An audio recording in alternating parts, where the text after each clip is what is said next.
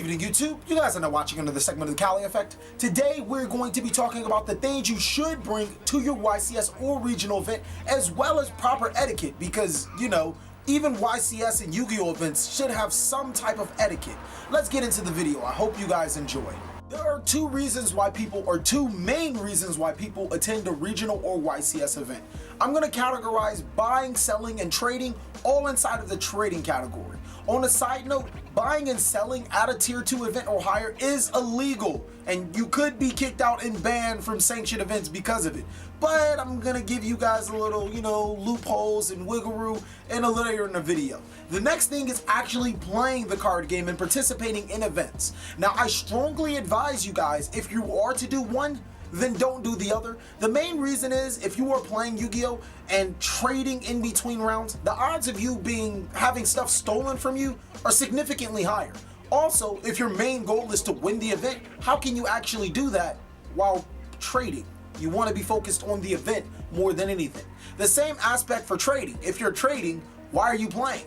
You're going to be missing out on some awesome deals. With that being said, I'm going to talk about playing the card game, because a lot more people come to play this card game than to buy, sell, and trade. The biggest reasoning why is because it is an event that does give you a lot of prizes for topping. And when I mean a lot, I don't mean magic a lot. I just mean you get a special card in a mat. Woohoo. But that's beside the point. The biggest reason why people play is because of competition, and because competition is the greatest thing and people love to win in competition. It always gets you a successful spot in Yu-Gi-Oh. Let's talk about what you need. And the most important thing you will need is a deck list. Now, a lot of people actually fill out their deck list at the event. I don't think that's the smartest idea, mainly because when you write down your deck list, you're going to need your cards out in front of you. A lot of people can see what you're playing, and if you just so happen to be matched up against them, they already know what you're playing. You're already at a disadvantage. You'll probably lose that game because of it. The smartest thing to do is to print your deck list the night before. You can always write down your deck list on a KDS paper that you've already printed, or even type it down, and you'll be perfectly fine. Was that a fly? They don't pertain into deck lists. Anyways, the next most important thing you'll need is a deck box, something to conceal your cards in. You don't want your cards just in your pocket, because that leads to damage. Deck boxes, I choose obviously Ultimate Guard, come in so many ranges, shapes, and sizes. The reason why I use Ultimate Guard is because it also allows me to hold another great thing that you would need to decide who goes first and second, which is dice. You always need dice to decide who goes first and second. It's the best way to decide who goes first and second. I'm not saying that there are other ways, but dice tend to be the player's choice of going first. Outside of the deck box, you actually obviously need your deck. And my biggest advice to you is, when you guys are attending this deck, is to put your deck inside of new sleeves initially. Now, when your deck is inside of new sleeves initially, you don't have to worry about a judge disqualifying you for having dirty or messed up sleeves, because your sleeves are brand spanking new.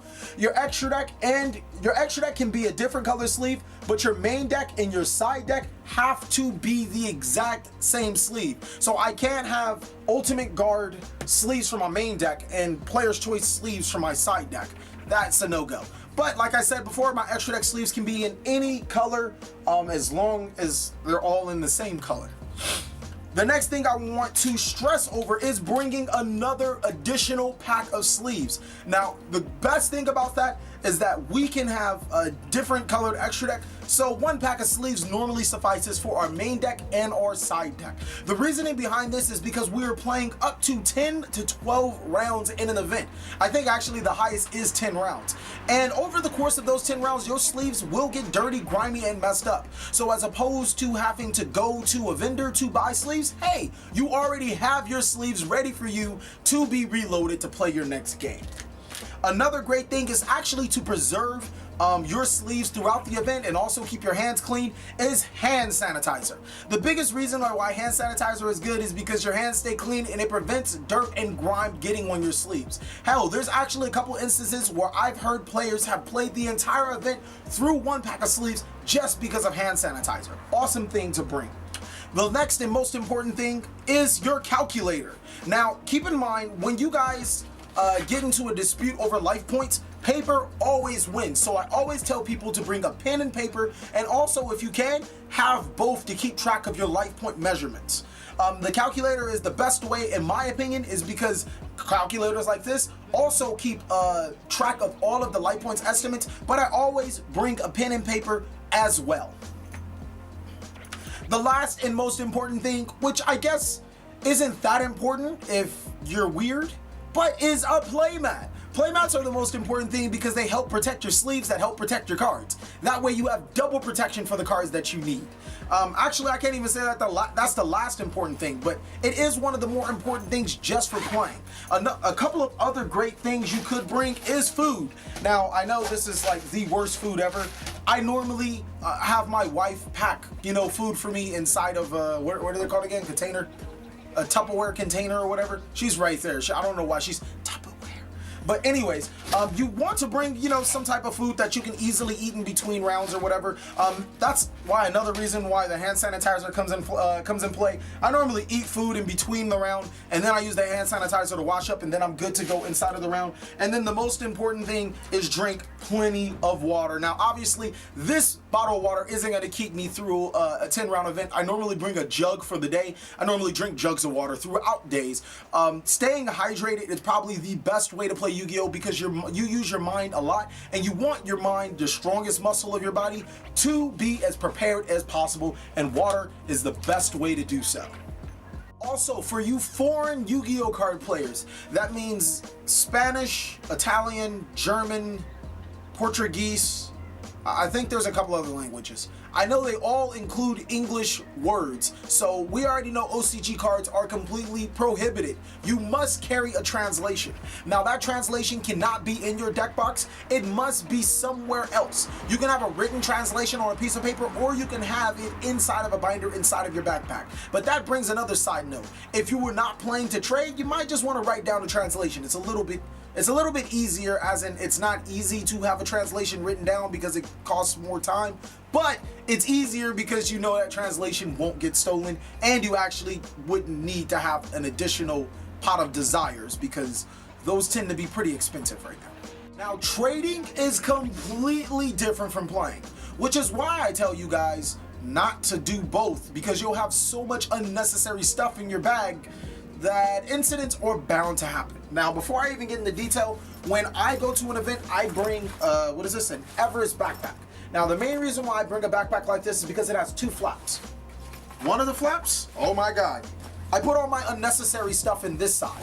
Stuff that isn't even mine. Stuff that if somebody would steal, I probably won't even miss.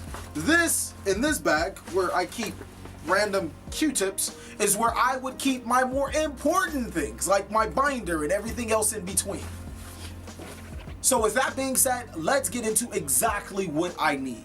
The first thing I need is my cell phone. Now, Drake said it first, you used to call me on your cell phone, but we're not going to be doing much calling on there.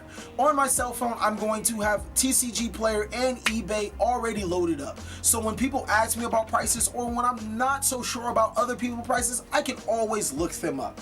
The next most important thing is I'm going to need a charger, because phones nowadays don't last all day, especially when you're using your internet services all day. And then, of course, to keep my phone charged, I'm going to need a portable charger.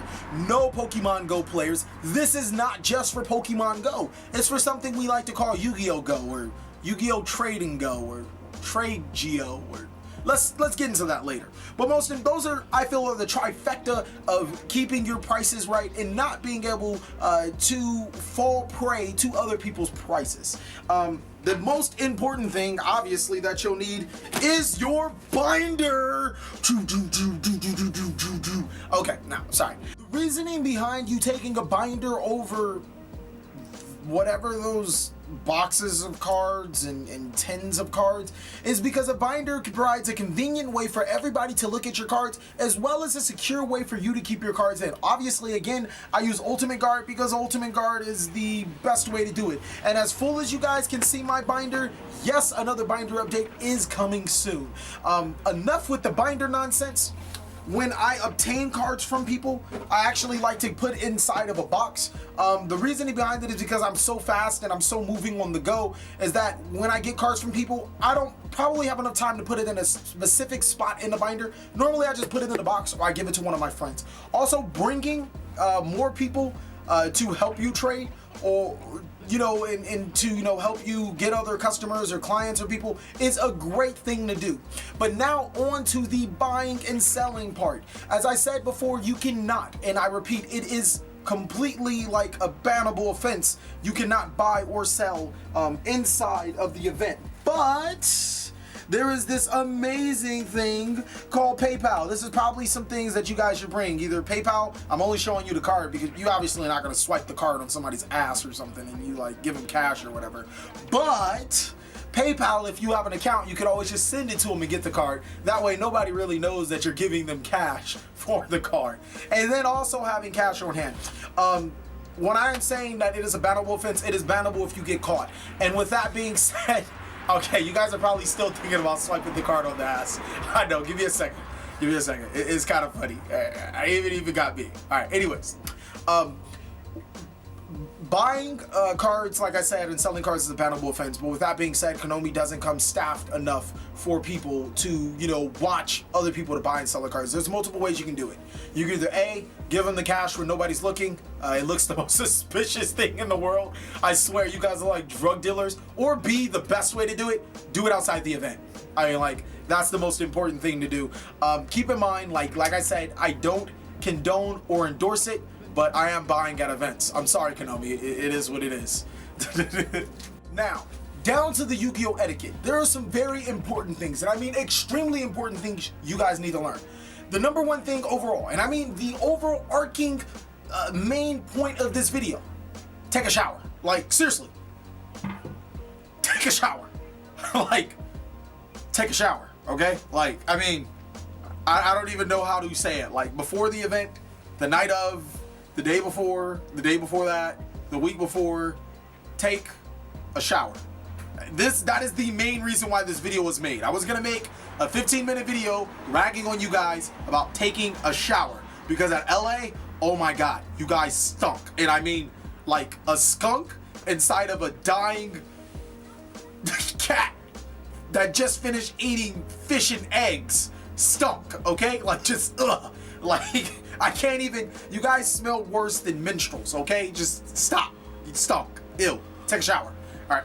The next most important thing is when you guys are playing in the event, my best advice is to keep your backpack in front of you while you're playing. That way nobody can steal it. It was actually a last Las Vegas event. A really good friend of mine, he had his backpack by his foot on his chair, under his chair, and they got to it. They stole everything out of his bag. So please make sure that you keep your bag on your lap when playing. When trading, also make sure that you have extra vigilant friends. The next important thing,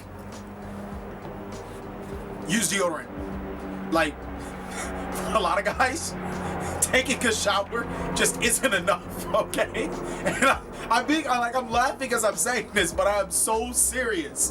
Like, use deodorant. And then on top of that, use some cologne. Alright? That way, when girls come around you and you're like being all extra weird, they'd be like, at least he smells nice, okay? I mean, seriously, take a shower, okay?